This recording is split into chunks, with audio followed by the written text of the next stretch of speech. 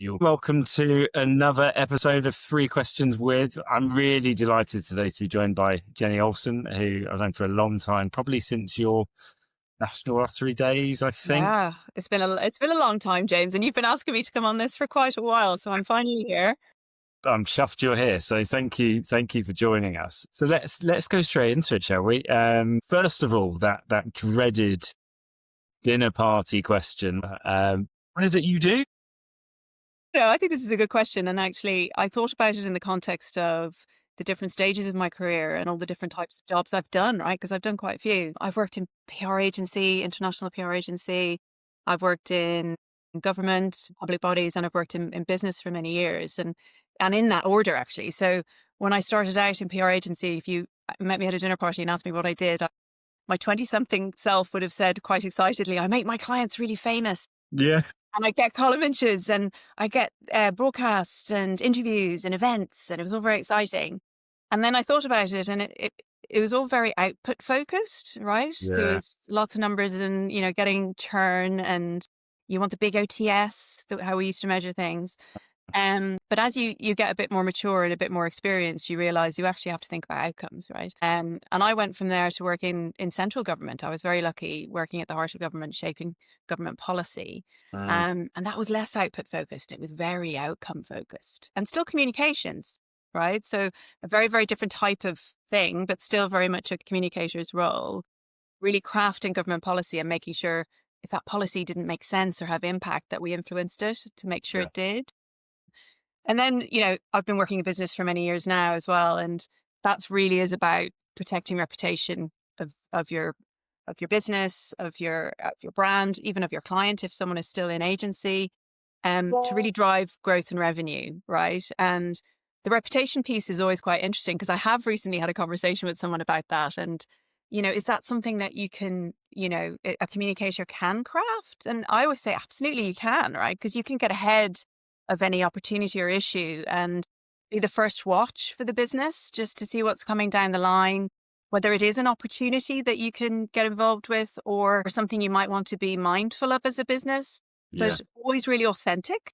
And that's really important because, as we all know in business, if you're not authentic, a communicator can't make it authentic. No, It completely. needs to be true, right? But then I thought about all, what has been consistent through all of that. And it is about reputation and confidence and Uh, growth. And, confidence in business is so on point now, right? It's so, so important to build that confidence with your customers, with your service users, whoever you are in business with. yeah. But I don't know. I think it's a good question and one we should all kind of lean into a bit. I think Yeah. having those conversations is really important because, Totally. there's so many different ways of coming at comms, but there's always lots of really kind of common things. Yeah, and I think comms hasn't been always brave enough to tell it like it is in terms of what we actually do. It's that classic phrase of, PRs are great at PR until it comes to their own PR. That's I the know. So right. funny. I was talking to a colleague just today about that actually. That even doing things like this is not Yeah, natural yeah, for a lot yeah. of comms people. And there's You not can very get many. policy people to do this. Yes. Yeah, absolutely. I'd love to talk about policy all day, but comms Yeah. folk, no. Yeah. Well, we're so used to doing it for other people, right? Yeah, And yeah, yeah. actually, it means that when you're starting out and you're trying to see how people get to where they are, you don't get access to them. And I think we do need to do that more, and particularly for women, right? I think it's really important to have networks. I don't think women network enough. And they might feel it to be a bit unnatural. Men network quite regularly. I find that certainly in the policy world, in the public affairs world, it's really natural. But yeah, I think there's the more opportunities like this. You need to do a podcast, James. Well, if you're volunteering, we'll do it. Let's go for it. I'm game. Invite me. Brilliant. All right. Well, that's on the list for next year then, isn't it? Brilliant. That's a really good answer. Thank you.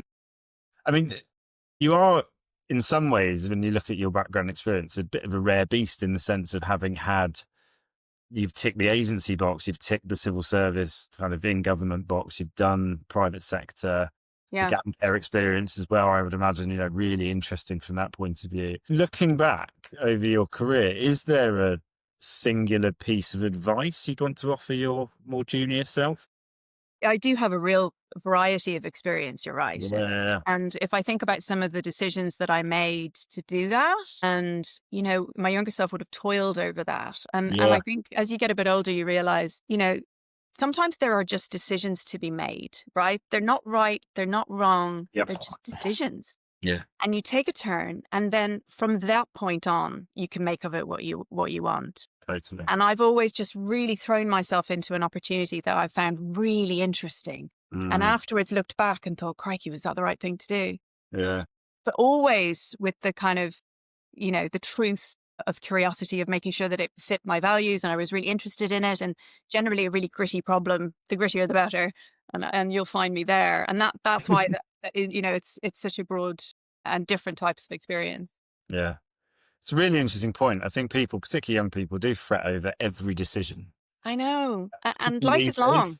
Yeah. Make that decision, and then it's not forever.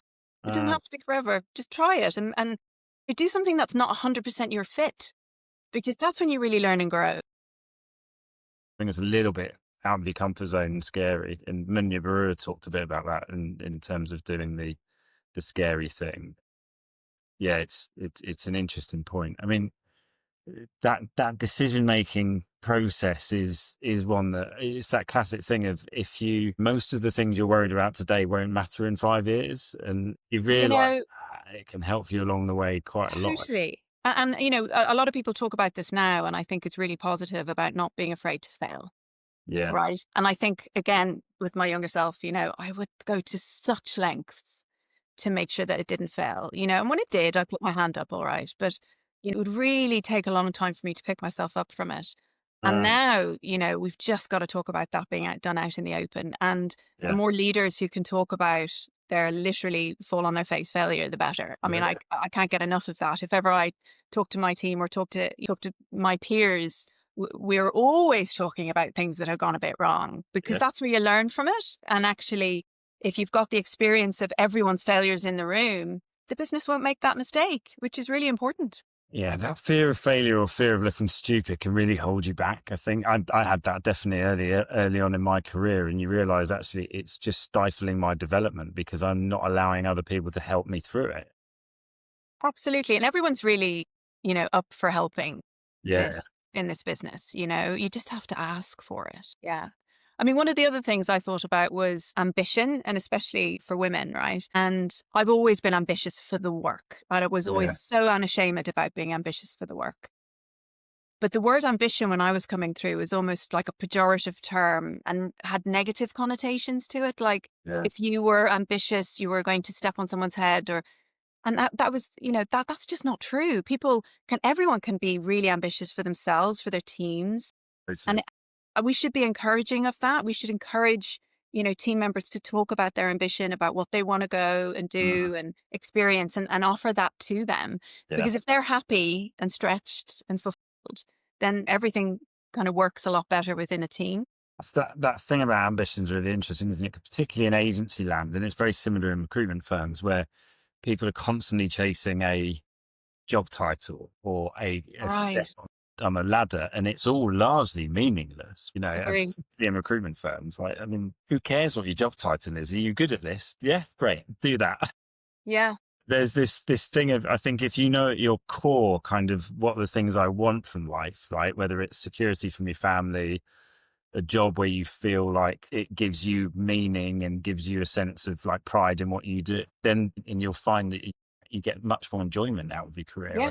in that way. I mean, that happened with me, right? I was quite senior in PR agency, and Yeah, I took a pay cut. I went into central government as a comms advisor. yeah, But goodness me, was that a good experience. yeah, And being at the heart of government, shaping policy, working on legislation, I wouldn't change that for the world. yeah, That gave me real passion for public policy. yeah, Like I said, life is long, and yeah. it might appear to yourself as being a meandering career, but it's not, because it all adds up to really deep and rich experience. And I think it's taking time to reflect as well every now and again. Talk about working.